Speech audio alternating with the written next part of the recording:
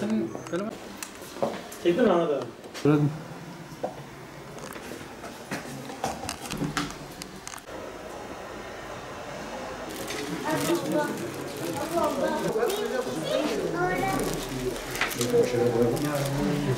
Evet arkadaşlar, gördüğünüz gibi arkadaşlarımız son derece güzel 2 tane mekan ayarlamışlar.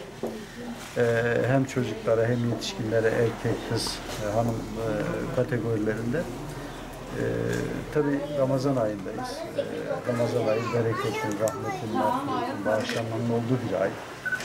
Hele hele özellikle bu pandeminin çok güçlü bir şekilde dünyaya esir aldığı bir dönemde sosyal dayanışmaya, fakir fukaraya önem vermemiz gerektiğine inanıyoruz.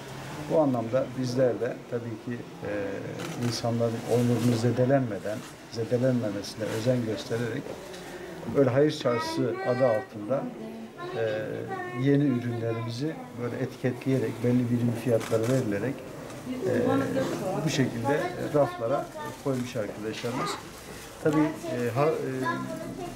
ihtiyaç sahibi vatandaşlarımız kişi başı 150 kağıt toplamda aile başına 1000 lira olacak şekilde biz onlara herhangi bir çek gibi bir şey veriyoruz. Onlar da gelip buradan istedikleri ürünleri alıp gidebiliyorlar. En azından bir alışveriş havası oluşuyor değil mi? Onlar için de. Herhangi bir şey yapmadan sadece o çekle, verdiğimiz çekle gelip çocuklarımıza, işte yetişkinlerimize, kızlarımıza yönelik böyle güzel bir uygulama.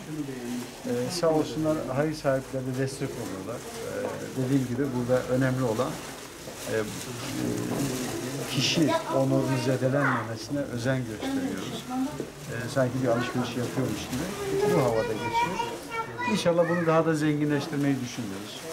Ürün portföyünü çok daha genişletip diyorum yani ihtiyaç sahipleri insanlarımıza onların ihtiyaçlarını gidermek için elimizden geleni yapmaya çalışıyoruz.